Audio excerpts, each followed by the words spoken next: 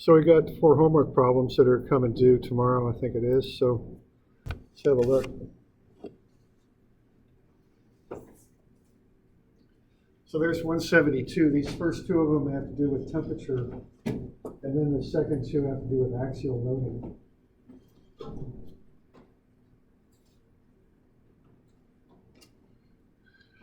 So for starters, do we have any questions on this one?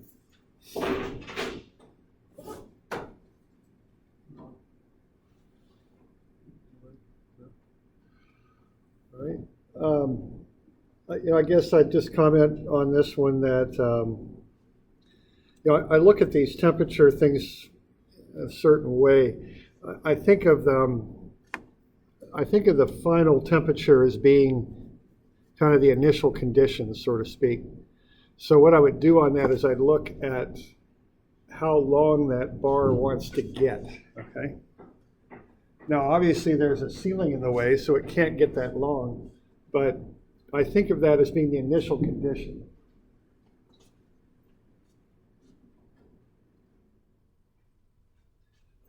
So what I would do is I would calculate the delta on account of temperature, which I've got in blue there. Okay, start with that.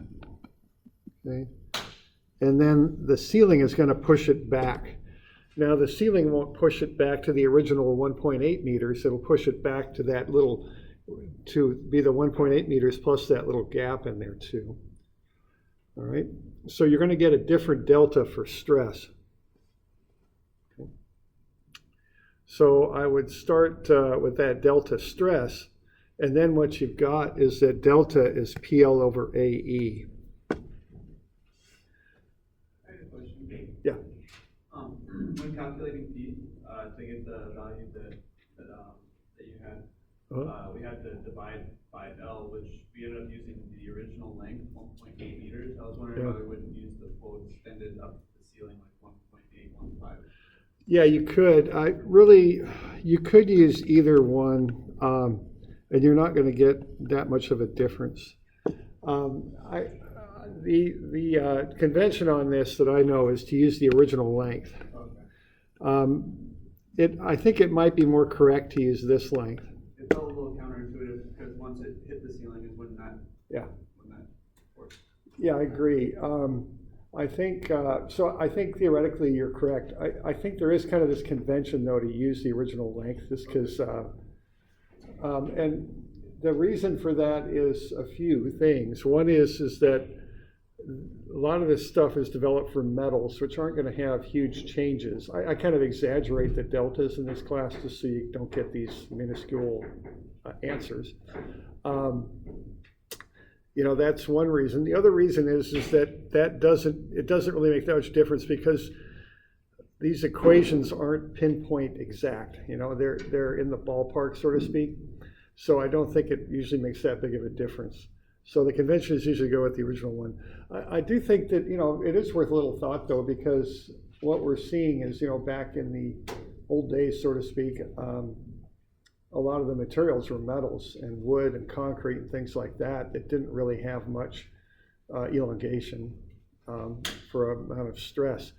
Nowadays, I think we're using more synthetic things, which might. So, it's something to think about. But for this class, just use the original length.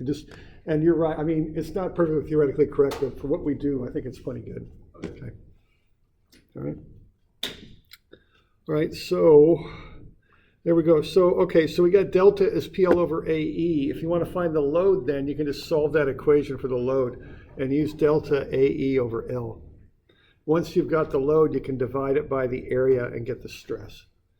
So that's the approach on that one, okay? We good? All right, the next one here, this one's tricky. This one has 2 parts of it. One is the temperature part. The other one is kind of a statically indeterminate type problem, and you have to combine those concepts together to solve this thing out. So the first thing I would do would be to just get kind of the basic information, which I have listed here. You got to get the area of both of the bars. You got to find the delta temperature is 14 degrees C. From that, you can find the temperature-induced strain. You can multiply that by the original length and get the deltas for both materials. Okay, so the first top 3/4 of what I've written there is based on doing that. Now, once you get the deltas, again, what I look at on this stuff is the final temperature as being the initial condition. And so the initial condition is the delta stainless is 0.000166, and the delta cast iron is 0.000077. Well, essentially what they're going to do is overlap. They're going to do this, okay? Now, obviously they can't do that because they're in each other's way, but all the same, I would look at that as being the starting condition, that they're overlapped, okay? Now, what they're going to have to do is push back. They can't, obviously they can't overlap. They can't do that because they're going to hit each other. But that's kind of how I think about it, is they start overlap and then they push on each other and they come to an equilibrium position, okay? So you start with that information, then they push back. Now, they're not going to come back to their original position. They're going to come back to a different position than the one where they started. And that's important to understand. And really the only reason you have that initial condition is to get the deltas. How they push back has very little to, after you get those deltas, how they push back has very little to do with that initial condition. Okay? So they're going to push back in a way that the force in the stainless will equal the force in the cast iron. That's what determines where they end up. Okay? So that's the important thing to understand about this, is that they push back to a position where the force in the stainless equals the force in the cast iron. Okay. So what you know then, when they push back, they come to rest where equilibrium occurs. Okay? And equilibrium occurs when the two forces are equal. And so here we used kind of the delta is PL over AE idea, because the load then in each material is its delta times A times its area times its modulus divided by its original length. So there's the relationship you can use to relate the two materials together. So what you're going to do there is take delta stainless steel times area stainless steel times E for the stainless steel divided by the length for the stainless steel, and you're going to equate that to delta for the cast iron, area cast iron, E cast iron divided by the length for the cast iron, okay? You're just going to equate those two things together. And what that's going to do is it's going to let you get a relationship between delta in the stainless and delta in the cast iron. So whatever delta in the stainless is, you can take 3.193 times it and get delta for the cast iron. Okay, so the delta cast iron is more than 3 times as much for the delta stainless. Because the more delta you have, the more force the material develops. The cast iron is significantly smaller. It's also got a different modulus. So for that reason, it has to deform a lot more to get enough force to match what's happening in the stainless. Okay? So what you have now is a ratio between the delta in the stainless and the delta in the cast iron. Now you know the total delta is going to be what the overlap is, because obviously they can't overlap. They're going to have to push back to some final position. The sum of the two deformations, the sum of the two deltas is going to equal the overlap. That's how they're going to have to push back into equilibrium. Okay. So you can just set up a relationship like that, that delta stainless steel plus delta cast iron is equal to the overlap. So delta stainless steel, that delta cast iron is 3.193 times delta stainless steel, and that equals the 0.0002436 overlap. So based on that, what you can come up with is delta stainless steel and delta cast iron. So that's how they're going to return to an equilibrium position. They're both going to deform by the amount shown.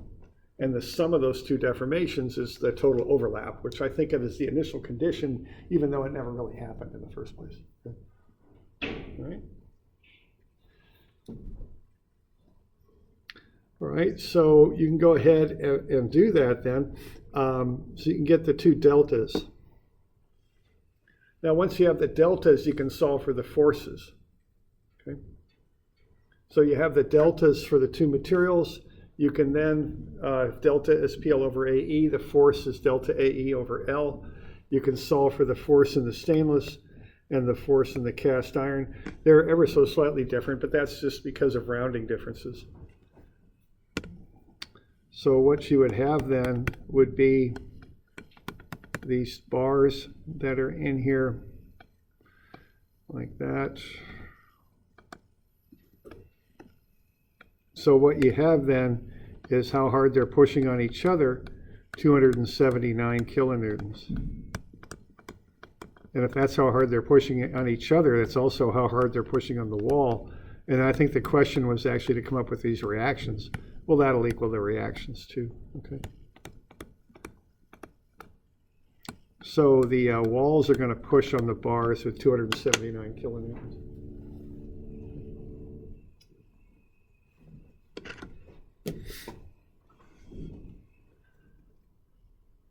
So we good with that? Okay.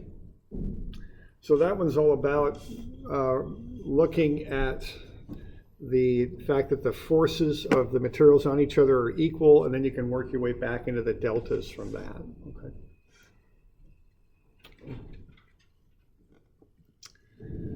Okay, the next one there.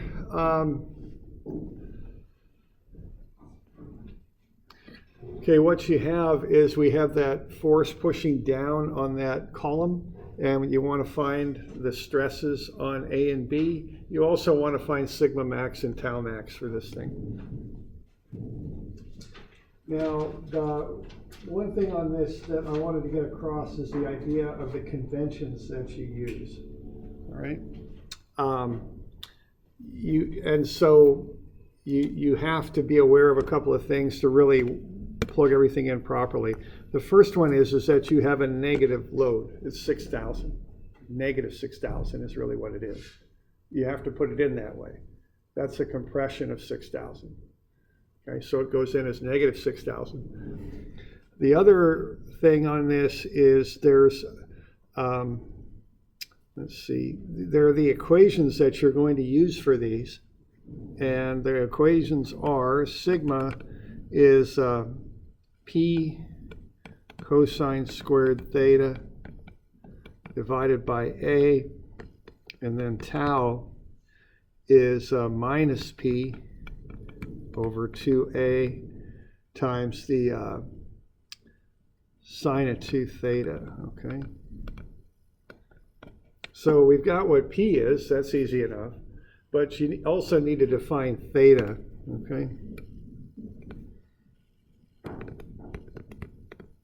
So theta is defined as the angle measured counterclockwise. Okay. So counterclockwise is that way from the standard cross-sectional plane.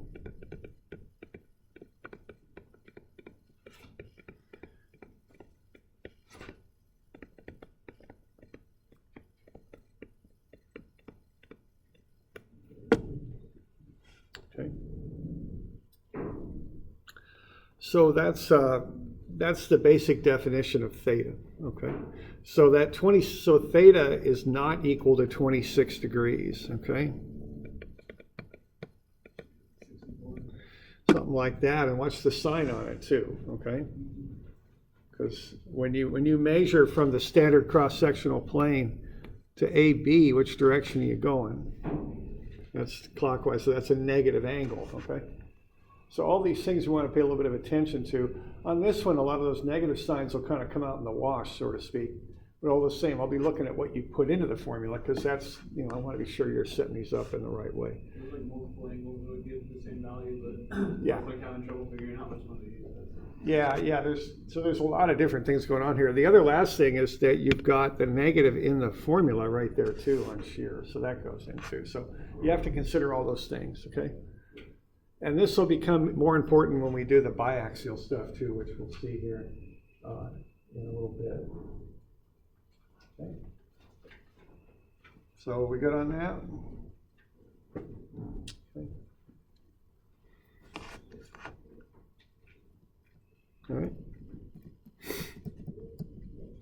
All right, this next one here, you've got these allowable stresses. So typically, if you're mixing concrete, you'll take samples of it and test it for strength.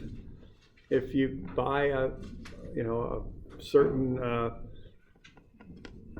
structural element that's made out of a material, you can get the strengths of that material. Okay, so when you're doing design work, you often can get that information, and that's the information that you'll have. Now, one thing I'll mention is whoever does the manufacturing, they'll give you these numbers. Okay, they've tested their material and they know how strong it is in the different 3 common ways: compression, tension, and shear. Okay. Now, keep in mind that tension and compression are both axial forces, but materials can act very differently if you push on them than if you pull on them. One of the best examples of that, of course, is concrete. Concrete is made of little grains of rock and sand that are essentially glued together with cement. Okay, you can push on concrete and it's quite strong in compression. But being as they're grains, they're not fibers. When you start pulling on concrete, there's no lap between the grains, so it doesn't have a lot of tensile strength. Okay, so concrete acts very differently in tension than it does in compression. Okay, so they list those 2 separately. But given that, you might notice that there aren't 2 listings for positive and negative shear. Okay, and the reason for that is if you have a failure on a plane, as far as a material is concerned, and even if that's like an angled plane, a shear like that does not have a very different strength than a shear like that.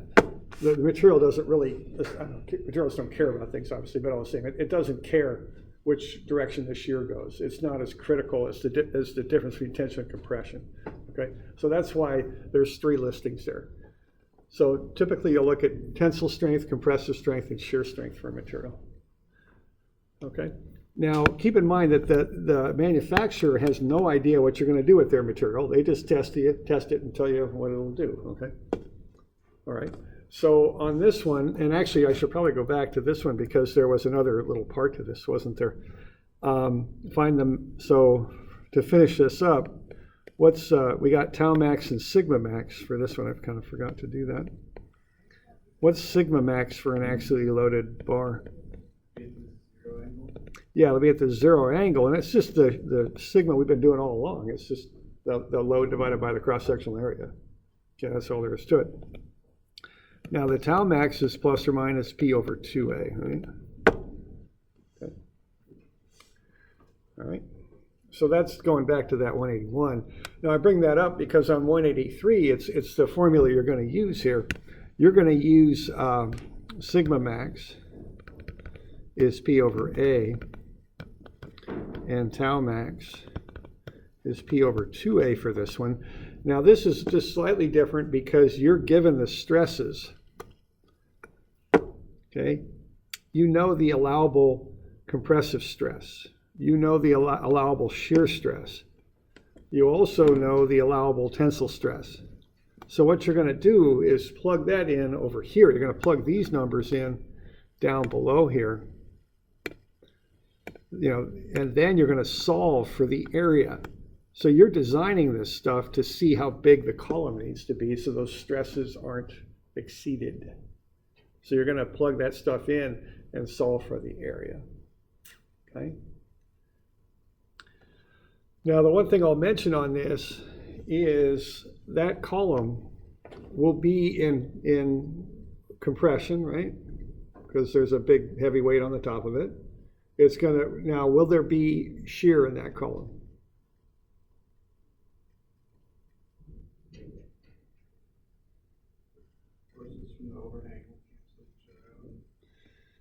Right? That's an axially loaded column, right? Does axial loading have shear? Yeah, it does. Okay. What? 45-degree plane is where tau max is, right? Remember how we were going over all that? So you do have to investigate that. Now on the 0 degree plane, there's no shear. That's all we were looking at for the first couple of weeks. But you know, at the end of last week, we started changing that. We started looking at angles. So there is shear at any angle. You know, now the 0 degree plane and the 90 degree plane have 0 shear, but all the other planes do have shear. And the amount of shear they have depends on the angle. Tau max will occur at 45 degrees, right? You remember those tensile coupons I showed you that sheared at 45? You know, that's shear, okay? Now, how about tension? Is there going to be tension in there?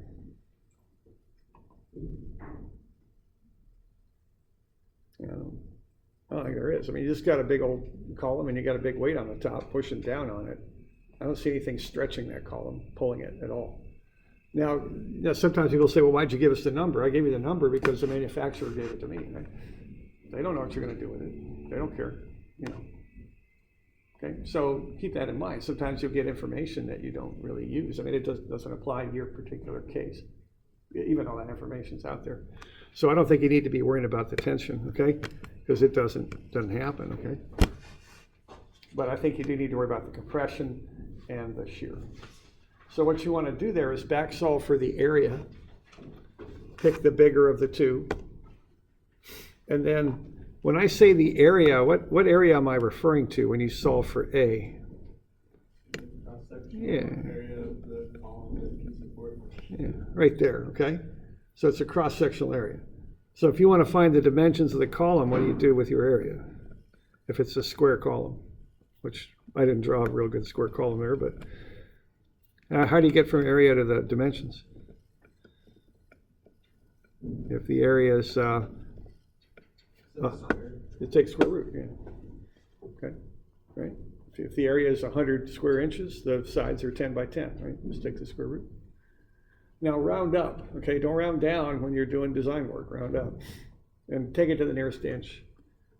Carpenters don't want to be building formwork that's 9.73624 inches by, you know, they don't want to do that. They want to go 10 by 10, okay? And they probably don't want to do that. They probably want to go 12 by 12 to get their nice even measurements on their boards, right? But we'll just round it up to the nearest inch, okay? Right? So we good with that? Okay. So that's just due tomorrow, okay? Good. All right.